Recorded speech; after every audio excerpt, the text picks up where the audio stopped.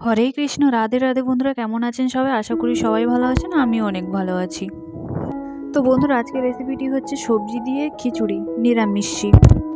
তো প্রথমে আমি চালটা ধুয়ে ভাত বসিয়ে দিয়েছি। তো তারপরে আমি মুগ ডালটি ভেজে ধুয়ে ভালো করে চালের মধ্যে দিয়ে একসঙ্গে সিদ্ধ হতে দেব। তো এটা সিদ্ধ হতে থাকুক, ততক্ষণ দেখি কি কি সবজি নেবো সেগুলো দেখা যাক। তো এরপর আমি কি কি সবজি ইউজ করছি সেগুলো একবার দেখে নিন। গাজর, আলু, মটরশুঁটি, ফুলকপি, টমেটো, কটা কাঁচা লঙ্কা। তো চলুন সবজিগুলো এবার কেটে নিই ভালোভাবে।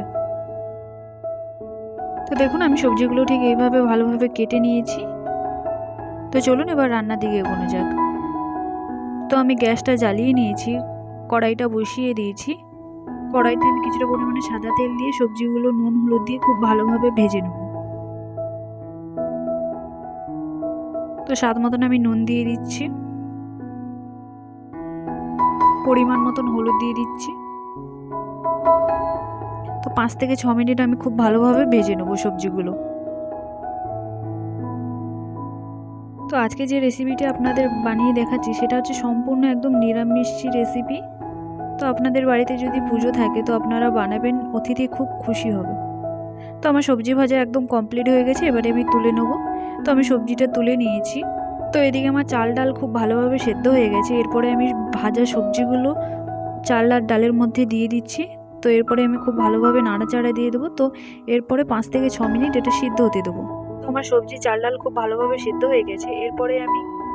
এরপর আমি ফোড়নের জন্য নিয়েছি টমেটো, কাঁচা লঙ্কা, আদা আর শুকনো খোলায় যে ভেজে রাখছিলাম জিরে আর ধনে, এগুলো ভালোভাবে গুঁড়ো করে নেবো।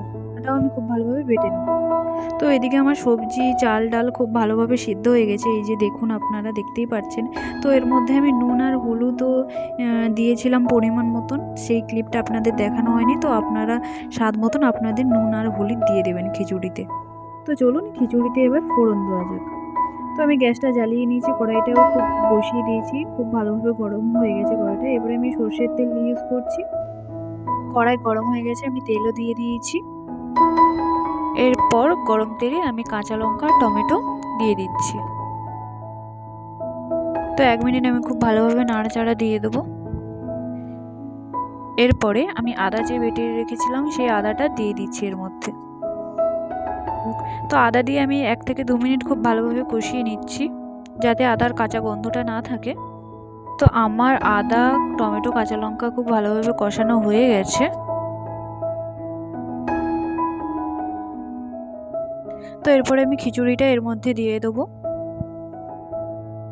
তো আমি খিচুড়িটা দিয়ে দিয়েছি।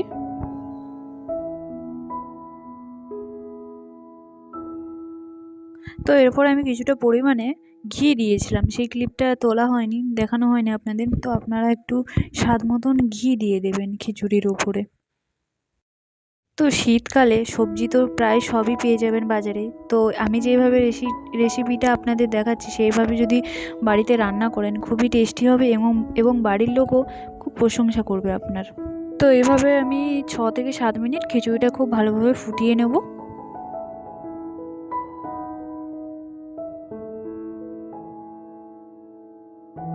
তো খিচুড়ির সঙ্গে আলুর দম বা বেগুন ভাজা করে যদি এই খিচুড়িটার সঙ্গে খাওয়া যায় খুবই কিন্তু টেস্টি লাগবে। তো এখানে আমি খিচুড়ির সঙ্গে বেগুন ভাজা নিয়েছিলাম, বেগুন ভাজা করেছিলাম।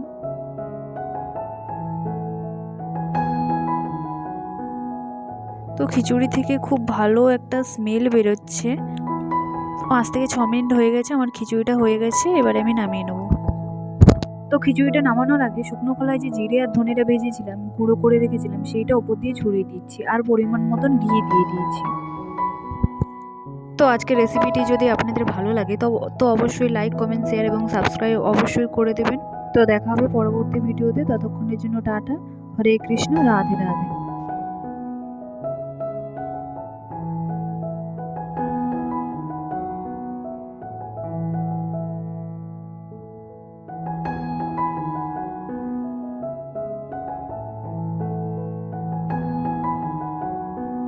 অবশ্যই ভিডিওটিতে একটি লাইক করে দেবেন।